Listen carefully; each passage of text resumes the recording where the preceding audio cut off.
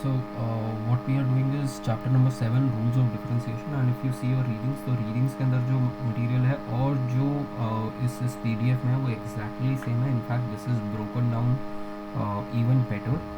As I told you, I'm not a huge fan of Chiang. मुझे Succeeder Hammond ज़्यादा अच्छी लगती है. But at the same point of time concept same ही है, but पढ़ाना तो Chiang से है. So उसी topic को I have broken down and given you in mathematical equations step by step. This is specially for people जिनके पास maths नहीं थी.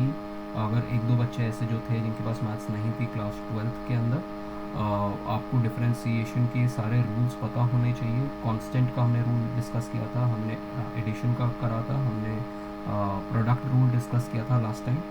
Today we are going to discuss quotient rule, application of quotient rule, and then we are going to also see something called as inverse of a function, and what is strictly monotonous monotonous function, and what is weak monotonous function. ठीक है, ये सारी चीज़ें हैं हमारे course के अंदर. And and में जैसे हमने चैप्टर नंबर 3 में एक मार्केट मॉडल देखा था, वैसे यहाँ पर भी हम एक मार्केट मॉडल देखेंगे.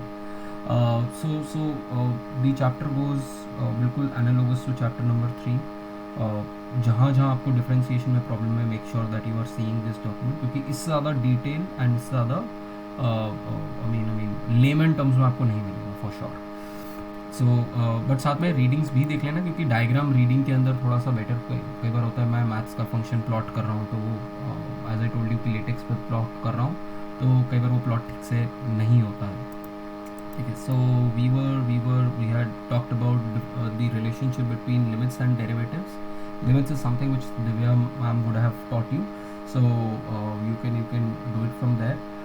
अगर कहीं पर इशू है आपको लिमिट्स के अंदर कि लिमिट समझ नहीं आ रही, किसी के पास क्लास 12 में से मैथ्स नहीं थी, आपको लिमिट्स नहीं समझ में आ रही, आपको बेसिक्स नहीं है, go on to Khan Academy, go on to YouTube and understand what limits are. They are very easy. And once you know limits, there is a relationship between limits and derivatives, क्योंकि आप एक derivative एक point पे निकालते हो और वहाँ पर आप बेसिकली कहते हो कि मैं एक पॉइंट से दूसरे पॉइंट पे जा रही हूँ, और उस पॉइंट पे जाते हुए आप लिमिट को ज़ीरो करना शुरू कर देते हो. So as I explain you last time with respect to this.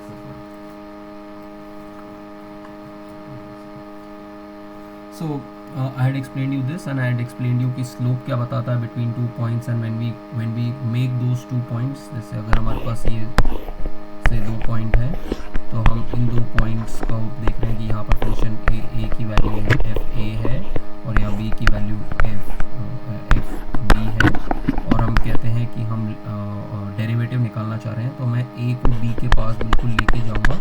So that will be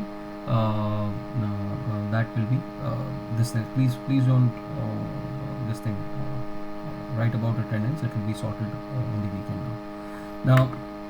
So this is what we are essentially going to do, कि हम क्या कहते हैं, हम fx को और fa को, सपोज ये मैं x पॉइंट लेता हूँ तो ये fx हो गया, और ये मैं a पॉइंट लेता हूँ तो ये fa हो गया. ठीक है, तो ये fa है और ये fx है, तो मैं x को जैसे a के पास लेके जाता हूँ, तो then I want to know कि व्हाट इज दिस स्लोप. अगर 2 पॉइंट्स के बीच में स्लोप है तो इस तरीके से हमें स्लोप मिल रही है. So and then we had talked about derivative of a constant which is 0. Then we had talked about power rule. Power rule किस तरीके से वर्क करता है I had shown you, and उसका derivation भी ये derivation आपकी readings के अंदर है. I've also shown you the derivation as well. ठीक है, ये पूरा का पूरा थोड़ा सा repeat था, but then again the derivation, the function of the proof I had also shown you. There is something I've done it through binomial theorem. You can do it through any particular way. ठीक है. Then apart from that हमने differentiation में sum differentiation के बारे में बात करी थी कि आप पहले फंक्शन को differentiate करोगे प्लस एडिशन. अगर आपका एडिशन है फंक्शन के अंदर से, अगर आप कहते हो कि 5x प्लस 2 x स्क्वायर, तो आप पहले इसको डिफरेंशिएट करोगे, फिर उसके बाद प्लस इसका फिर differentiation. So this is how you have to differentiate these two functions. ठीक है, so we have done that f(x) plus gx, and उसको differentiate करने का तरीका. ठीक है, क्योंकि ये differentiation अब आपको कोई डिटेल में अब आपको ज़्यादा सिखाएगा नहीं. You have to read all of this and then understand it. मैंने लास्ट क्लास में आपको समझाया. If you have not watched it, please watch the recordings of the previous lecture. This is lecture number 2. Then marginal cases के अंदर भी, for example cost, आपके पास cost functions आएंगे आगे जाके, ऑप्टिमाइजेशन में ये सारी चीज़ें करोगे आप, एंड कॉस्ट फंक्शंस आएंगे तो उनको आप डिफरेंशिएट कैसे करते हो. For example this is a cost function that is there, तो आपका इसको डिफरेंशिएट करते हैं तो आपके पास मार्जिनल कॉस्ट फंक्शन आता है. So this is your total cost function. Once you differentiate this with respect to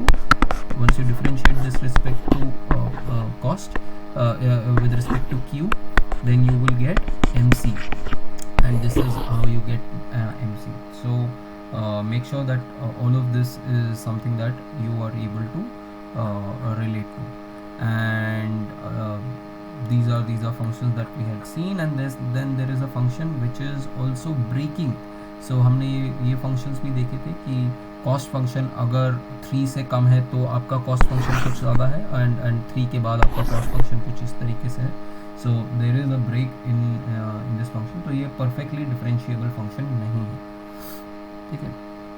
so we had done this. Then we had talked about product rule in calculus as well. तो product rule हमने देखा था कि आप product rule कैसे करोगे. पहले we had also talked about the fact कि product rule होता क्या है. Suppose you I told you कि suppose you are baking a cake, ठीक है. अगर आप केक बेक कर रहे हो तो केक का साइज़ जो है 2 चीज़ों पर डिपेंड करेगा. केक का जो साइज़ है वो डिपेंड करेगा कि आपका जो नीचे की प्लेट है वो कितनी बड़ी है, कितना बड़ा आप ओवन ले रहे हो, क्योंकि ओवन भी तो आपको बड़ा चाहिए, एंड दूसरा बैटर कितना ले रहे हो. सो इट इज़ लाइक कि गिवन अगर आप बैटर चेंज करते हो, बैटर इंक्रीज करते हो तो आपका ओवन का साइज़ कितना है, एंड ओवन चेंज करते हो तो आपका बैटर का साइज़ कितना है. So this is basically what you have. You differentiate the first thing and keep the second function as constant, and then you keep the first function as constant and differentiate with respect to the second function. So ये मैंने आपको explain किया cake के terms के अंदर, break down किया उसका formula that this is how you do it. Suppose आपके पास ये है, this is the function that x square into say 3x plus 2 इस तरीके से फंक्शन है. सो you can keep the first function as changing, and then first function का differentiation करोगे plus फिर उसके बाद second function का you can differentiate. So this is how you will simplify it. You can apply the product rule here, and using the product rule you can easily get your answer. Then इसका limits का भी proof है. सो we have seen the limit proofs as well in the previous class. Now we are talking about this particular chapter का part number 2, जहाँ पर हम basically बात कर रहे हैं, क्योंकि अभी तक हमने प्रोडक्ट रूल के बारे में बात करी. तो we have the case for marginal revenue functions and average revenue functions. तो this is something जो हम again as I told you we are studying mathematics for an economics purpose. तो उसके लिए क्या है कि सपोज आपके पास एक डिमांड फंक्शन दे रखा है, या फिर आपके पास जिसको हम AR फंक्शन भी बोलते हैं, average revenue function is also the demand function. तो अब डिमांड फंक्शन दे रखा है, तो डिमांड फंक्शन से आप रेवेन्यू फंक्शन कैसे निकालोगे. आप उसको प्राइस से, सपोज आपके पास AR दे रखा है, तो AR you should no,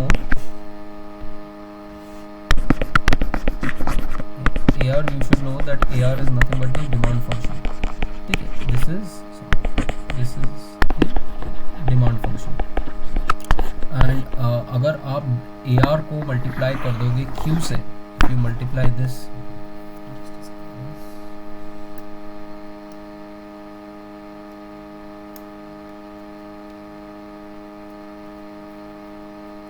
yes, and if you multiply this with Q, then what you get is the total revenue function. तो अगर आप इसको Q से मल्टीप्लाई करोगे तो आपके पास टोटल रेवेन्यू फंक्शन आ गया. अब टोटल रेवेन्यू फंक्शन किसी भी फंक्शन का भी, अब now this is the case of your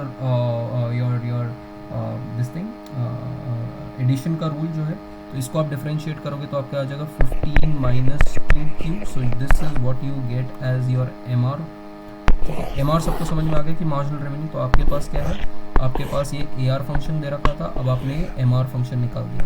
now if you see carefully, इसका जो स्लोप था, इसका जो, if I can write this as P is equal to 15 minus Q, this was this particular function, and इसका अगर आप देखो तो क्या है 15 minus 2Q, इस फंक्शन का जो स्लोप है, इस फंक्शन का जो इक्वेशन है. So intercept same है, but if you see the slope is twice as low. तो इसका अगर slope जो था वो -1 था, तो इसका slope जो हो गया वो -2 हो गया, तो ये आधे पे उसका आ रहा है. So this is another thing that you should be able to ascertain when you are drawing these diagrams now. And this is the general case. ये तो आपका एक केस था. सपोज मैं कहता हूँ कि AR का फंक्शन हमने लिया कि as a function of Q, and this is my AR. So what is my total revenue? My total revenue is FQ into Q. And if I have to differentiate this with respect to, if I have to differentiate this total revenue with respect to Q, then what will differentiate this with respect to Q? तो क्या होगा? F, पहले मैं इसको करूँगा. अब ये क्या है? अब ये बन गया product rule. All of you can see this is now product rule हो गया है. यहाँ तक विजिबल है सबको कि अब ये प्रोडक्ट रूल है guys? Yes, no, yes, no, yes, no. This is the case of a product rule. Yes, no. आप प्रोडक्ट रूल को कैसे करोगे? आप कहोगे कि इसको लेता हूँ, एफ क्यू को लेता हूँ and D Q by D Q करता हूँ, और फिर क्यू को लेता, मैंने क्या बोला था, पहले इसको डिफरेंशिएट करोगे, इसको सेम रखोगे. ठीक है, आपने इसको सेम रखा और इसको डिफरेंशिएट कर दिया. फिर आपने क्या किया? फिर आपने इसको सेम रखा और इसको डिफरेंशिएट कर दिया. ठीक है, so this is what you will get. You will get that MR is equal to F Q which is the same as जो आपको पहले था, and Q into derivative of F Q. ठीक है, so this is the relationship. Now इसको हम लिख सकते हैं कि ये मेरा AR है. If you carefully C,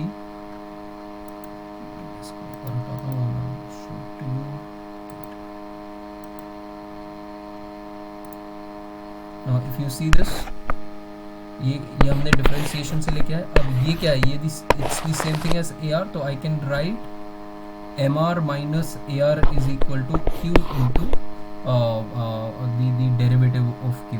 So this is exactly what we got here. हमारा AR ये है, MR हमारा ये है. ठीक है, तो अगर मैं MR माइनस AR करूँगा, so if I do MR minus AR, so it is 15 minus 2Q minus 15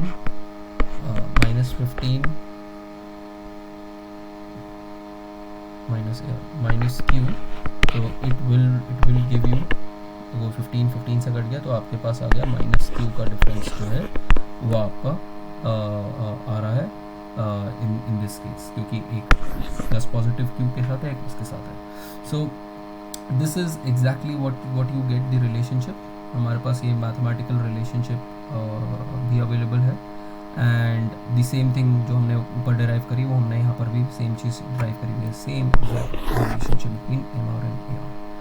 and diagrammatic representation यहाँ पर ये थोड़ा सा गलत हो गया. रिप्रेजेंटेशन, इन दोनों के बीच में जो difference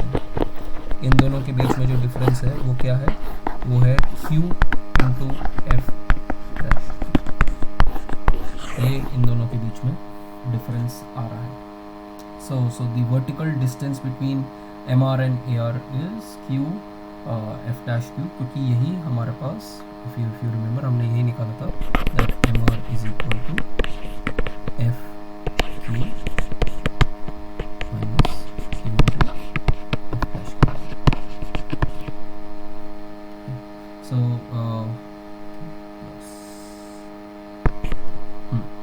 so this is exactly what we had got. तो इन दोनों के बीच में at this particular Q ये डिफरेंस होना चाहिए. This should be the difference between MR and AR. ठीक है. Now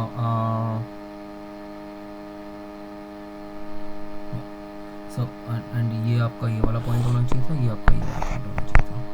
ये MR should be at this and this should be at this. ठीक है, ये ऊपर नीचे हो गए बस points, and this is the same diagram which is also given in your readings as well. ठीक है, so you can have a look there. Now अब अगर this is clear, now let me show it to you through your readings so that you don't have a problem there.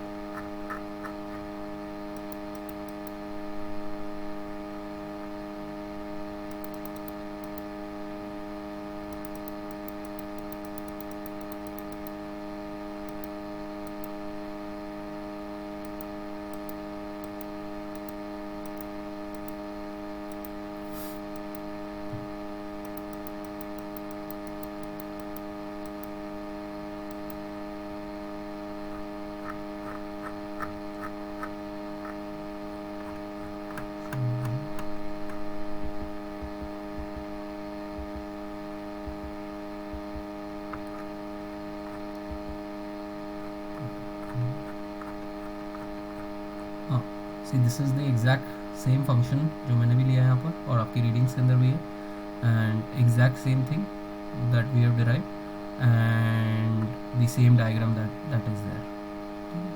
This is the same diagram that is there. So you can have a look at this, and then comes your question rule. अब question rule क्या कहता है? Let's see question rule. Question rule is कि suppose there is a function जहाँ पर पहले numerator में भी आपके पास x का फंक्शन है और डिनोमिनेटर में भी x का फंक्शन है, तो उसको आप कैसे करोगे? इस केस के अंदर तरीका ये होता है कि सबसे पहले आप इसका डिफरेंशिएशन लेते हो मल्टीप्लाइड बाय इनटू दिस, ठीक है, दैट्स द फर्स्ट स्टेप. तो steps if you need to know steps, तो स्टेप्स भी आप you can note down the steps. What you need to do is first take the derivative of this, ठीक है, into gx, पहले इसका derivative into gx minus fx, वापस same जो आपका फंक्शन था, इनटू जो नीचे वाला का उसका डेरिवेटिव अपॉन gx जो था उसका square. So this is how you do the derivative of question rule, जहाँ पर आपके पास डिनोमिनेटर में भी x का फंक्शन है, ठीक है.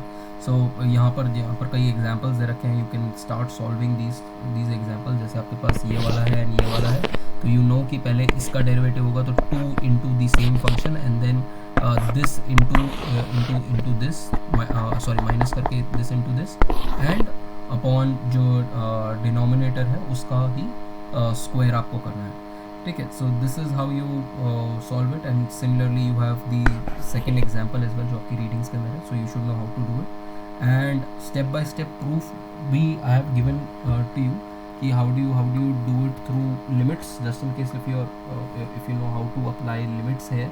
So what you do is that यहाँ पर हम बेसिकली कह रहे हैं कि वही जो हम पहले बता रहे थे कि पहले हम x से a जा रहे थे, हम कह रहे हैं कि हम x से n जा रहे हैं, ठीक है. कोई एक फंक्शन है यहाँ पर हम कह रहे हैं कि हम x से n, ये स्मॉल n से हम कैपिटल n पे जा रहे हैं,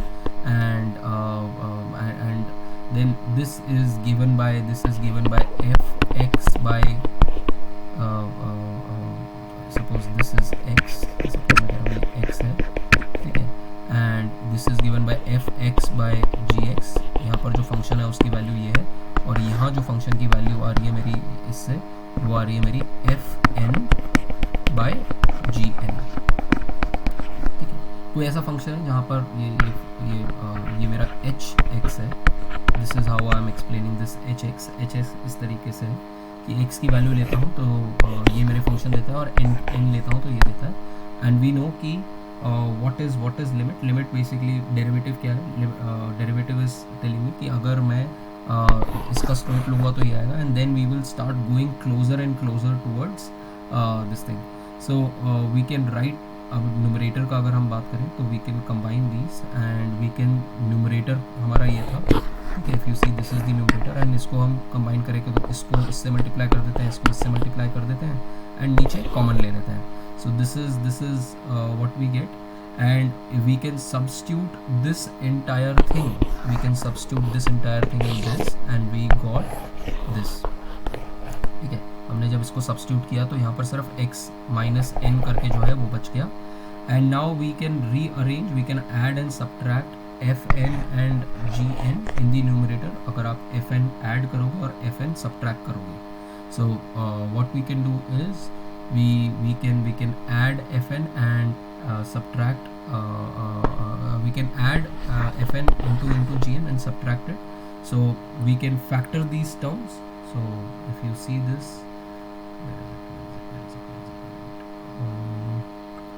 this is what we have in the numerator. ये हमारे पास न्यूमरेटर में, इसमें हमने क्या किया, हमने ऐड किया fn, ये सब्ट्रैक्ट किया हुआ है, और ये हमने ऐड किया हुआ है. So we have just added a term and subtracted a term, and उसमें क्या है, यहाँ से gn जो है वो कॉमन ले लिया, और यहाँ से fn जो है वो कॉमन ले लिया. So it's a mathematical trick that we are doing. We got this, and then we substitute it back. So we have got this, and we substitute it back into the derivative, and we get this basically.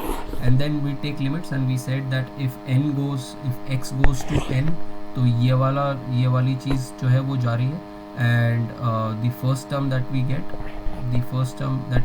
is fn is basically this into this, and जो second term जो आ रही है क्योंकि ये तो ख़त्म हो जाएगा, will be this into gn.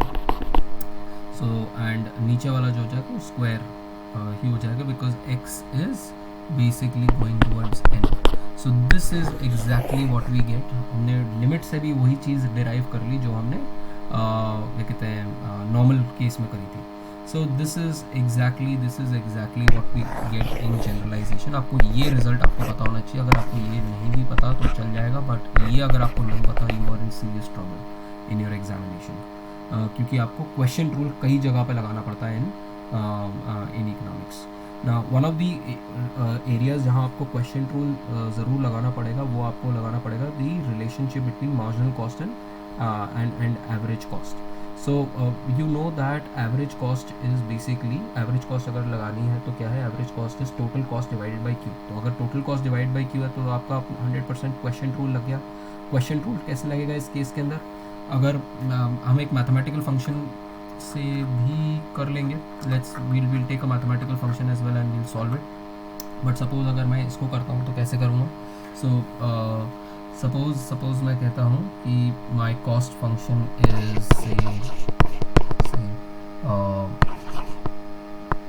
3x cube minus 2x square my plus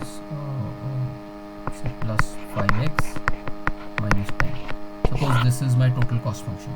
तो अगर मुझे एवरेज कॉस्ट निकालना है तो एवरेज कॉस्ट क्या हो जाएगी, average cost will be this divided by Q. So it will be say Q square minus 2x plus 5 on 10 by 1 by Q. ठीक है, तो ये अपने आप आपके पास क्वेश्चन रूल लग गया. ठीक है, अब अगर इसका क्वेश्चन रूल लगा के अगर आप इसका डेरिवेटिव निकालोगे, अब ये आपका पास टोटल कॉस्ट बाय दिस का ये हो गया आपके पास AC. अब इस AC को अगर आप डिफरेंशिएट करोगे विद रिस्पेक्ट टू Q तो आपके पास MC आएगा. So let's take the function. अगर हम इसी फंक्शन को लेते हैं कि आपका टोटल कॉस्ट था डिवाइडेड बाई Q करा और उसको आपने डिफरेंशिएट किया तो क्या आएगा, तो आपका आएगा पहला ये वाला टर्म C. पहले आप इसको डिफरेंशिएट करोगे into this, so it will B C dash Q into Q minus Q का तो डेरिवेटिव हो जाएगा 1 और आपके पास बच जाएगा CQ एंड नीचे आ जाएगा Q स्क्वायर, जो नीचे था उसका square. So this is exactly what you gate from this entire equation. And if you factor this out then what you get is 1 by Q is equal to, ये आपका हो गया MC, derivative of the cost function is the derivative of the total cost function is MC, and this is your AC. So we got the relationship between AC and MC in this particular way. और ये हमें बता रहा है कि the sign of AC depends on the sign, इसका sign positive होगा, negative होगा, क्या होगा, depends on the relationship between MC and AC. If MC is greater than AC, अगर हमारे कर्व्स पता है कैसे होते हैं कि this is my AC and this is my MC. ठीक है, so we have already done these curves. If MC is greater than AC then AC is increasing. हमें ये दिख गया कि अगर MC जो है वो AC से ऊपर है तो हमारा AC जो है वो increasing दिख रहा है.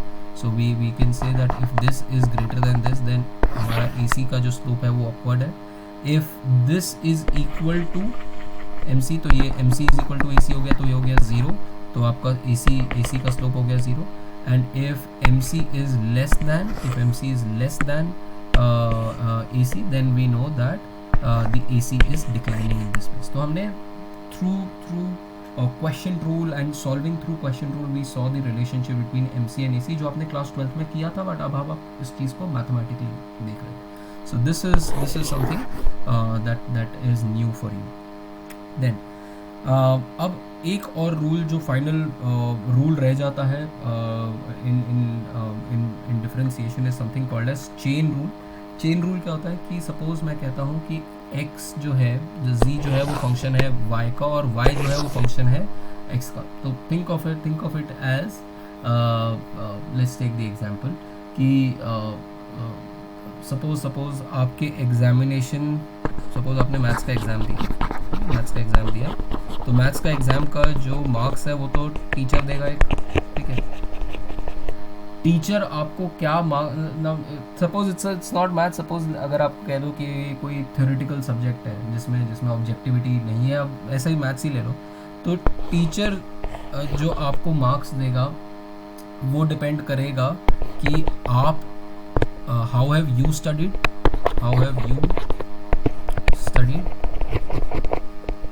ठीक है, and how you have written will also depend on how I have taught. Don't you think? So can I say that whatever marks that you are getting is also a reflection of my teaching? Yes or no? समझ में आया example? आपके कितने marks आएंगे will depend on how much you study.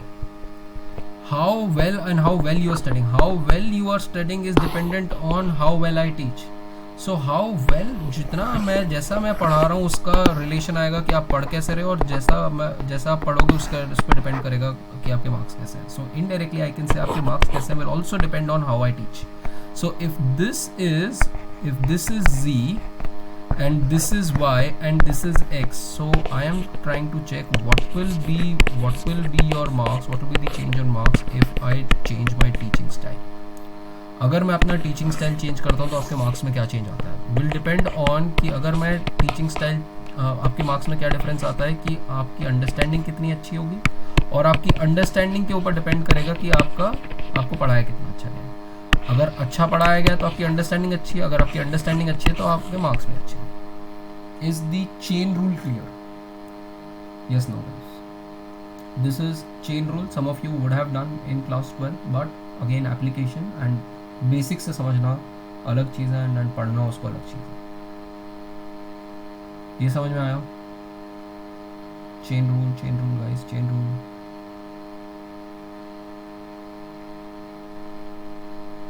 ठीक है, तो इस तरीके से ऐसे एग्जाम्पल से सोच के समझना कि what is this. Now we are saying a small change in x causes a small change in y. ठीक है, मैं अगर थोड़ा सा चेंज करता हूँ पढ़ाने का तरीका, सपोज मैंने कहा कि मैं वीडियोस बना के अब आपको पढ़ाऊँगा, तो उसकी वजह से आपकी अंडरस्टैंडिंग में क्या चेंज आएगा वो ये बता रहा है बेसिकली कि what is the change in your understanding if I change my teaching style will be given by g-x. And आपकी अंडरस्टैंडिंग के अंदर आपके मार्क्स में कितना चेंज आएगा वो आपकी अगर आपकी अंडरस्टैंडिंग चेंज होगी तो आपके मार्क्स में कितना डिफरेंस आएगा वो आपको बता रहा है g-f-y. तो basically if I have to, और ये बेसिकली मेरे पास ये है, एंड इसको मैं लिख सकता हूँ कि this is equal to g-x into change in x. तो ये जो आपका चेंज इन y था, तो I can say change in z is equal to f-y into change in y. और चेंज इन y जो था मुझे पता है कि ये है, तो मैं इसको यहाँ पर रिप्लेस कर सकता हूँ. So I can write change in z is equal to f-y into g-x basically into change in x. तो बेसिकली मेरे पास आ गया change in x upon change in z upon change in x is equal to change in this derivative इसका with respect to y into derivative इसका with respect to x. So this is exactly how you solve for this. And अगर आपको पास generalisation होगा तो आप जितना मर्जी उसको जनरलाइज करते रहो, और लंबा चेन रिएक्शन आप उसको क्रिएट कर सकते हो जितना मर्जी चाहे. So now application of chain rule. यहाँ पर मैंने आपको फर्स्ट एग्जांपल दे रखा है. अगर आपका ये है तो आपको सिंपल कुछ नहीं करना, पहले इसको डिफरेंशिएट करना है. ये आपका आ गया 6y, और फिर आपको दूसरा डिफरेंशिएट करना है with respect to this is ये आपका 2 आ गया. तो इन दोनों को बस आप मल्टीप्लाई कर दो, तो 6y इंटू दिस, तो आपके पास 12y आ गया. So you need to solve this. People for non-maths, please look at this. It's a very very simple example जिससे आपको पता चल रहा है कि चेन रूल लग कैसे रहा है. Then सेम एग्जाम्पल यहाँ पर भी है। यहाँ पर पहले आप इसको y के रेस्पेक्ट में करोगे तो आपका 1 आ गया, और फिर x के रेस्पेक्ट में करोगे तो 3x स्क्वायर आ गया, तो आपका टोटल जो आ जाएगा वो 3x स्क्वायर ही आ जाएगा। Then you can also think of an example like this कि ये आपके पास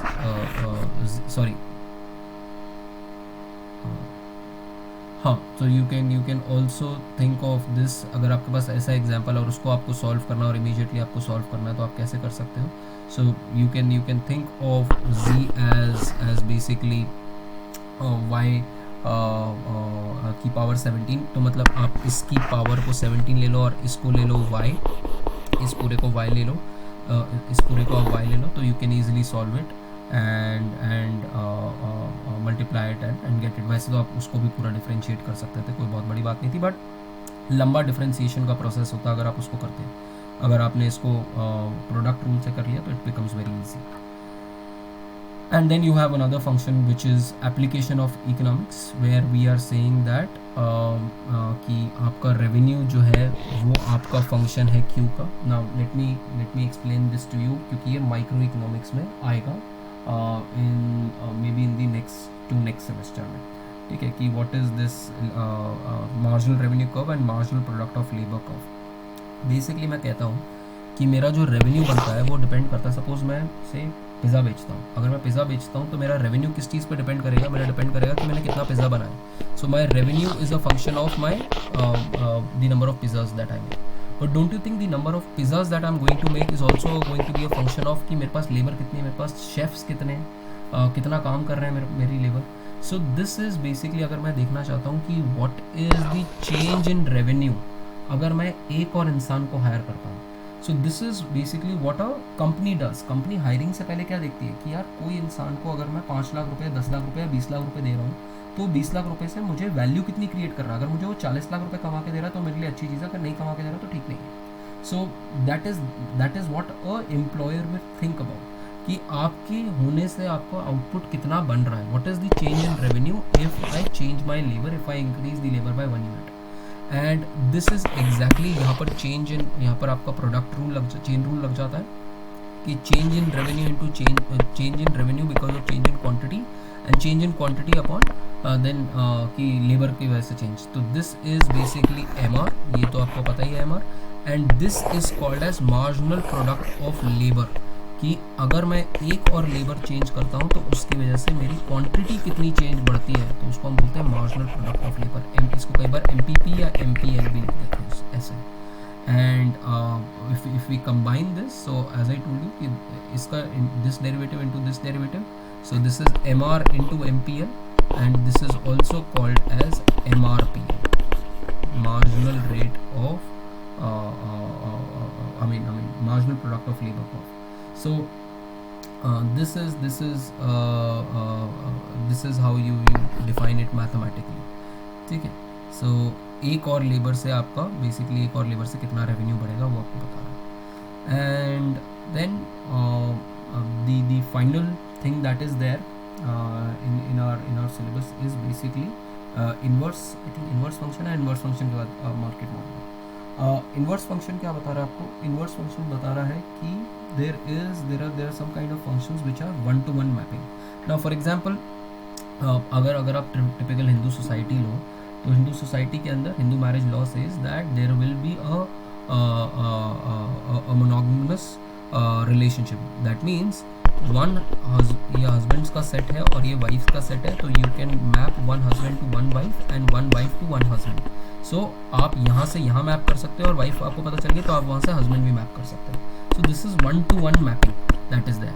So I mean this is one case, and then जो दूसरा आपका केस है वो है one to many mapping. So what can happen is, suppose you have fathers here in this set and you have say sons here in this set. So one father can have many children, ठीक है, और many यहाँ पर children लिखो, many children, and all these would have the same father. So this is one to many function का example है। So इन such cases जब one two many वाला फंक्शन होता है तब inverse function does not exist, क्योंकि आप उल्टा नहीं कर सकते हो, उल्टा करके आप नहीं निकाल सकते हो. यहाँ पर क्या है, inverse function applies when a function f y is equal to f x has a unique inverse. Unique inverse मतलब इस वाइफ के लिए यही हस्बैंड अवेलेबल है और कोई हस्बैंड अवेलेबल नहीं है.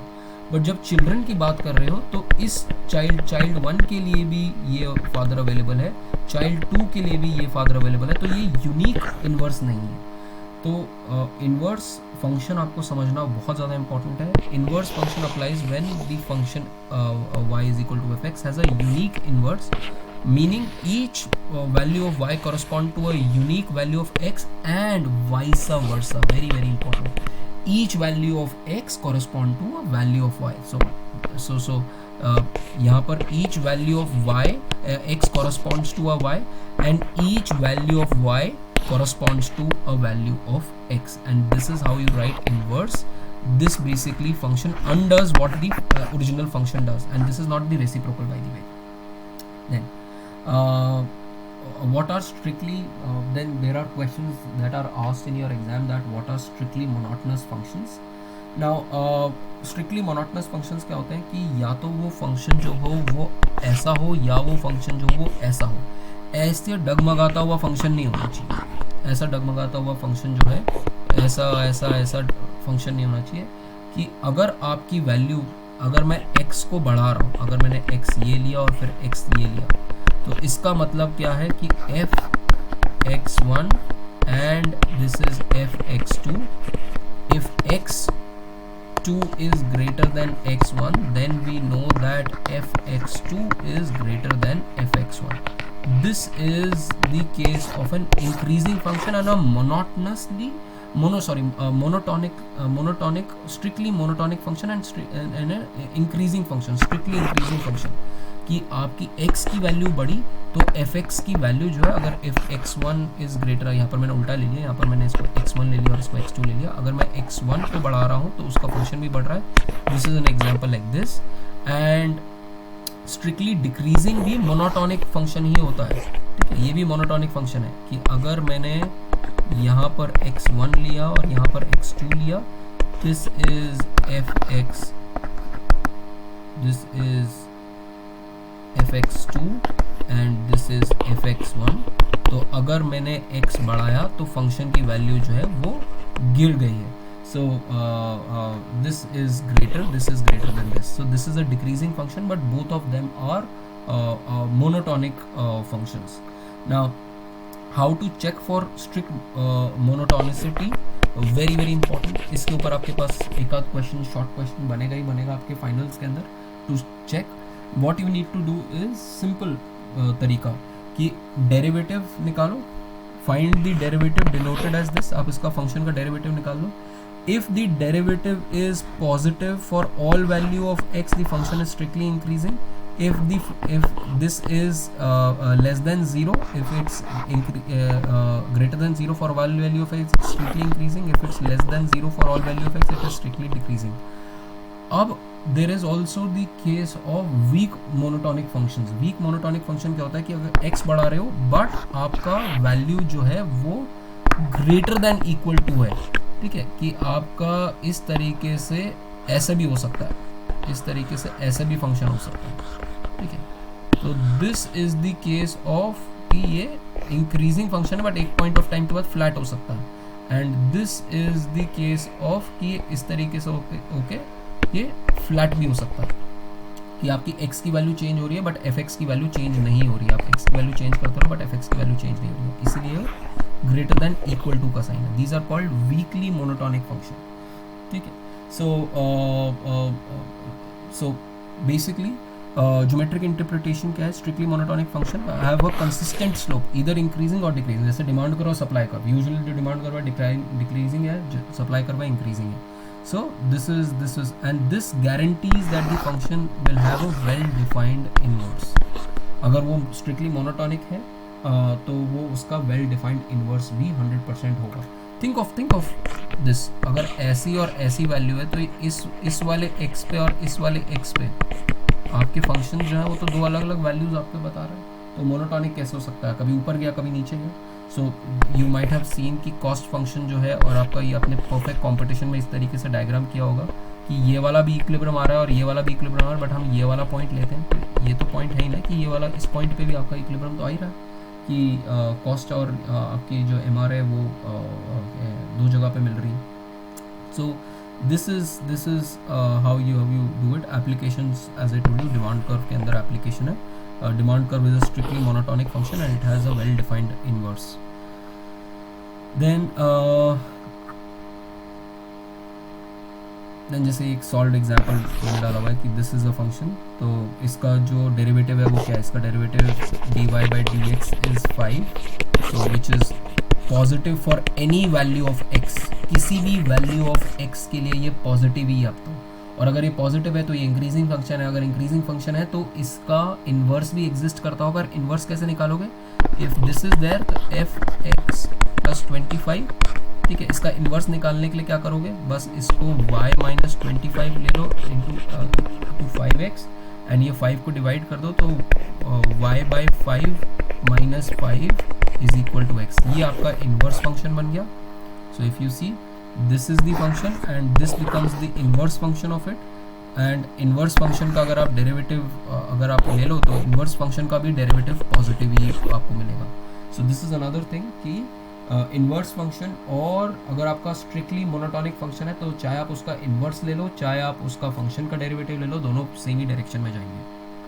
सो the inverse is also strictly increasing, इसका इन्वर्स भी 1/5 है which is also strictly increasing.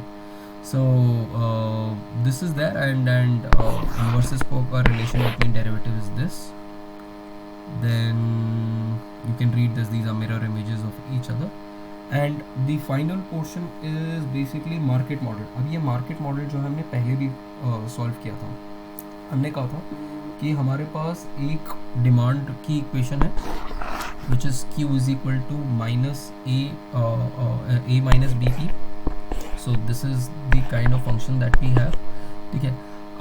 अब यूजली आप क्या करते हो, यूजली आप प्राइस यहाँ लेते हो और क्वांटिटी यहाँ लेते हो और कहते हो कि ये बेसिकली मैं कह रहा हूँ कि जब मेरा क्या कहते हैं when my this thing is 0 then I will get this function, but actually में जब आप इसको ड्रॉ करोगे, जब आप इसको ड्रॉ करोगे तो आप कह रहे हो कि प्राइस चेंज करने की वजह से क्वांटिटी चेंज होती है।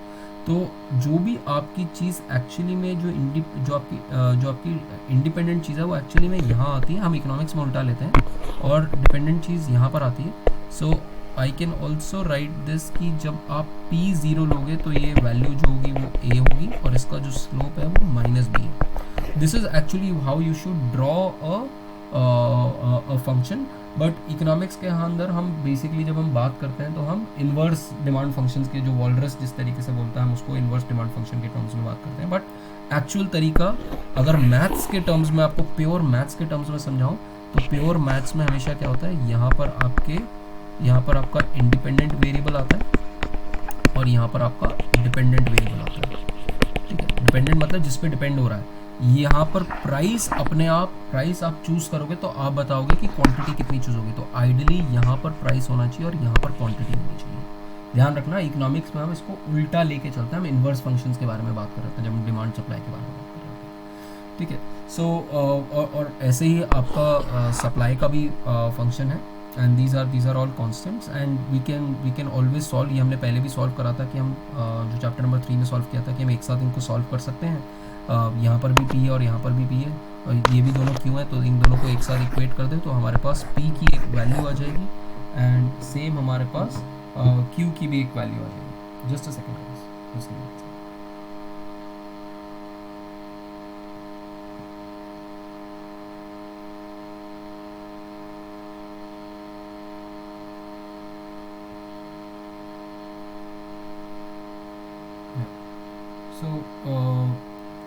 दोनों को आप ले सकते हो and then you have same तरीके से, अब आपके पास P आ गया तो आपने उसको Q में डाल दिया एंड यू गेट दिस। ये हमने पहले भी सीखा था मार्केट मॉडल कैसे आप सॉल्व कर रहे हो, and these are called as reduce forms.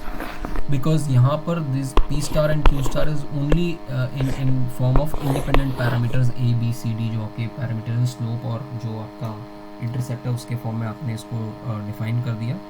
Now what we want to see is कि how will the price change अगर आपका मैं कोई भी एक पैरामीटर, अगर मैं आपका स्लोप चेंज कर दूँ, अगर मैं आपका इंटरसेप्ट चेंज कर दूँ, then how is basically the prices changing and how is the quantity changing.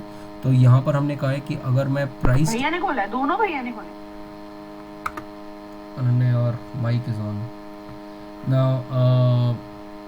Then once you do this, then what you get is, if you differentiate this with respect to a, you know कि this is going to take the constant वाला rule and ये आपका denominator के अंदर है तो ये रह जाएगा एंड ऊपर वाला जो होगा वो 1 हो जाएगा.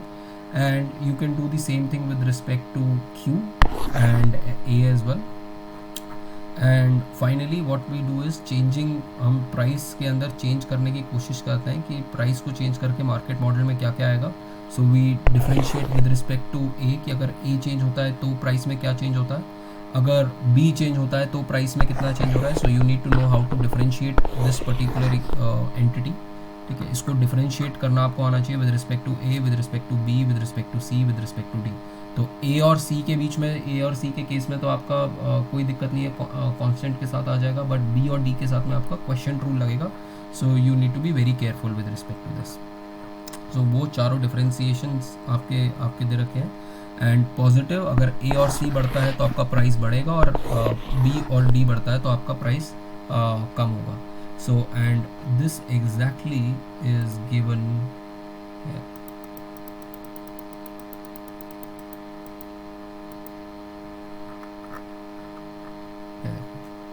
ए बढ़ता है तो प्राइस, तो आपका प्राइस जो है आपका बढ़ रहा है. अगर बी बढ़ता है तो आपका स्लोप बढ़ जाएगा, स्लोप बढ़ जाएगा तो आपका प्राइस जो होगा वो कम हो जाएगा. अगर आपका सी बढ़ता है, ठीक है, और सी जो है माइनस साइन के साथ में है, तो माइनस साइन के साथ में कोई चीज़ जा रही है तो वो ऊपर हो जाएगी, तो आपका प्राइस जो हो जाएगा वो बढ़ जाएगा. ठीक है, एंड डी जो है उस केस के अंदर आपका प्राइस जो है वो कम हो जाएगा. This is exactly what we saw in this. B और डी के केस में उनके बढ़ने से आपका प्राइस कम हो रहा है और ए और सी के बढ़ने से आपका प्राइस बढ़ रहा है. Now I want you to revise this particular entire set of notes. ठीक है, यहाँ पर वो पेज नंबरिंग जो है वो थोड़ी सी गलत है क्योंकि मैंने 2 अलग अलग पार्ट्स में करा है. These are 36 pages. It explains you differentiation and its application to the very core of it. इसके बाद साथ में सॉल्व्ड एग्जाम्पल्स एंड अनसॉल्व्ड जो एग्जाम्पल्स है, वेरी इंपॉर्टेंट, जो अनसॉल्व्ड एग्जाम्पल्स हैं उनको आपको सॉल्व करके देखना है कि you are able to solve. Specially for people जिनके पास मैथ्स नहीं है, आपको ज़रूर करना है, नहीं तो you are in big trouble. क्योंकि अगर डिफरेंशिएशन नहीं आता देन इकोनॉमिक्स को हैंडल करना will be extremely tough. So with this I wrap up your kind of course with respect to this, and I'll just take the attendance and whatever issues that you might have will be taken up from पहले weekend पे आपका attendance का issue, and then next week whatever topics that you feel कि अच्छा यहाँ issue आ रहा है, I will help you out with those, chapter number 2, chapter number 3 and chapter number 7. Okay, and solve the questions there itself and the PYQs. Don't go in the exam without solving the PYQs. You will face a lot of